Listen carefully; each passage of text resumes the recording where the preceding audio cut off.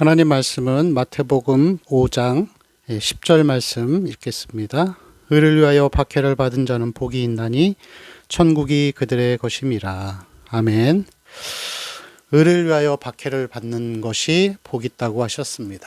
오늘의 복은 팔복의 마지막 8번째 복입니다. 그리고 의를 위하여 박해를 받은 자는 복이 있나니 복의 내용이 뭐라고요?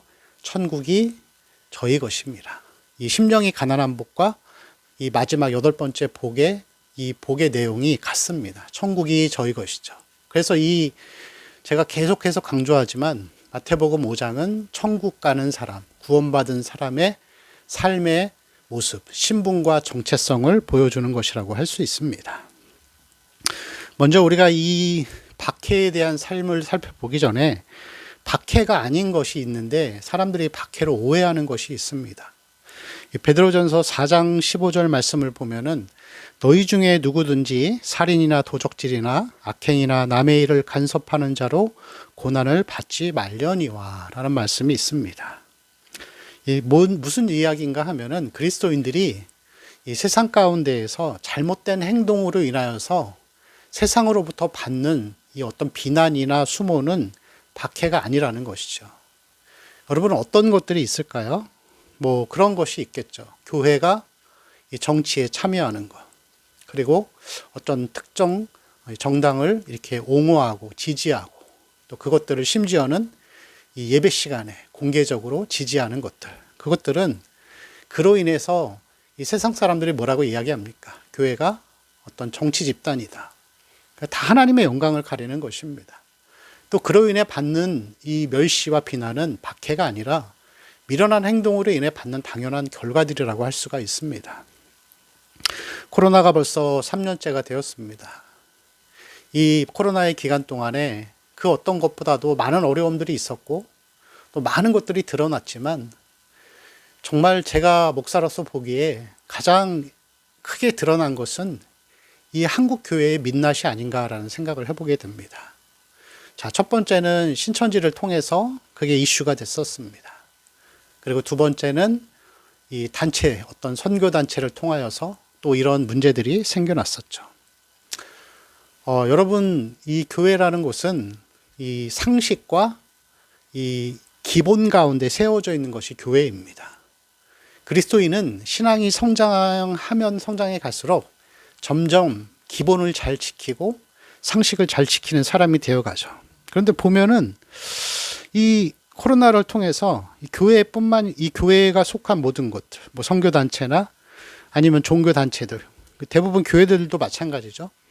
방역수칙을 위반하고 함께 모여 밥 먹고 또 정부에서 하지 말라고 하는 일들을 해서 이 코로나의 어떤 주범이 되고 민폐가 되고 세상 사람들로부터 많은 비난을 받아오고 있습니다. 이것은 박해가 아니라 이 미련한 행동을 한 것이죠. 그것은 믿음이 아니고 그냥 남에게 피해를 끼친 것이라고밖에 말할 수가 없습니다. 여러분, 우리가 이 박해를 받는 이유, 그리스도인들은 박해를 받는데 박해의 원인은 무엇일까요? 오늘 10절 말씀을 보면 의를 위하여 박해를 받는다, 그렇게 말씀하고 있습니다. 의를 위해서. 의가 무엇이죠? 의는 예수님을 닮는 것입니다. 예수님을 닮는 것. 이 성경에 보면은 이 믿음의 길을 따라서 신실한 삶을 살다가 박해를 받거나 아니면은 이 많은 매를 맞거나 또 죽었던 사람들도 많이 있습니다. 제가 한번 언급해 볼까요? 아벨 있죠. 아벨이 왜 죽었죠? 하나님 앞에 믿음으로 제사 드리다가 죽었습니다. 자, 모세는 왜 고난 가운데 살았죠? 왕자의 신분을 내려놓고 왜 그러한 고생길을 택했을까요? 믿음의 길을 가기 위해 그런 거였습니다. 자, 다윗도 그렇죠. 다윗이 하나님의 영으로 충만해서 전쟁도 다 승리하고 나라의 큰 공신이 됐는데 그를 누가 핍박하죠? 자기의 장인, 이 초대 왕이었던 사울이 핍박합니다. 하나님을 위해서 바른 말씀을 전했던 구약의 선지자들, 엘리야, 예레미야 다 핍박받다 쓸쓸하게 죽어갔습니다. 그들이 뭘 잘못했나요? 그냥 믿음의 길을 따라간 것입니다. 하나님의 길을 가다가 보니까 가난해지기도 하고 억울한 일을 당하기도 하고 또 심지어는 죽음을 당하고 그냥 문제가 끝나버리는 것처럼 보였습니다. 여러분, 팔복의 내용이 우리가 하나님한테 받는 복이 박해라고 해서 여러분 혹시 실망스럽지 않으신가요? 사실 저도 이 믿음의 길을 가다가 참 많은 억울함을 당해봤습니다. 오해도 많이 받아봤고 정말 가난하게도 살아봤습니다. 그렇지만 그 삶이 솔직히 저도 아직도 잘 적응이 되지 않습니다. 하나님 나라의 영광이 얼마나 크고 대단한 것이길래 왜 하나님이 자녀들을 이렇게 내버려 두실까? 왜 억울하게 하실까? 많이 수긍이 되지는 않습니다. 그러나 예수님께서 오늘 말씀에서 이 팔복을 마치시면서 분명하게 선언하셨습니다. 의를 위하여 박해를 받는 것이다. 그게 그리스도인이다. 여러분의 삶에 이 박해의 삶이 있습니까? 믿음의 길을 가기 때문에 받는 재정적 제한들, 손해들, 혹은 사람들로부터 받는 오해들, 비난들, 그것을 받고 있습니까? 그것이 여러분 진짜 그리스도인이라는 증거라고 할 수가 있습니다. 이 박해가 그렇다면 시작되는 곳은 어디일까요? 의를 위하여 사는 사람들을 박해하는 사람들은 누구일까요? 핍박을 받는 사람들이 그리스도인이라고 하면은 핍박을 하는 사람들이 있잖아요. 이 핍박을 하는 사람들은 교회 안에 있는 사람들이에요. 놀랍죠. 다시 말하면 뭐냐면은 형식적인 기독교인들이 진짜 믿음을 가진 사람들을 박해하는 거예요. 이 구약의 선지자들 다 믿는 사람들 통해서 받았습니다. 아벨은 하나님을 섬긴다고 했던 형한테 죽었어요. 물론 뭐 예외적인 상황도 있습니다. 어떤 이 공산 정권 아래에 있거나 아니면 무슬림 정권 안에 있거나 그런 데서 있다가 이 종교의 핍박을 받다가 죽으시는 분들도 있어요. 그렇지만 이 기독교 역사, 아니 인류의 역사를 쫙 보면 성경을 통해 보면은 믿음의 사람들을 핍박했던 사람들은 다 교회 안에 있던 사람들이었습니다. 그리고 지금도 여전히 마찬가지죠. 말씀을 깨닫지 못한 사람들이 교회 안에서 말씀을 깨달은 자들을 핍박하는 겁니다. 거의 대부분 이 성경도 그렇고 지금 현재도 그렇습니다. 예수님을 누가 핍박하고 누가 죽였죠? 누가 억울하게 만들었죠? 지금도 유대인들은 예수님은 부활한 게 아니라 죽은 시체를 제자들이 가져갔다. 그때 소문을 퍼뜨린 걸 지금도 2000년이 넘게 믿고 있습니다. 누가 예수님을 죽였죠? 바리새인들이죠.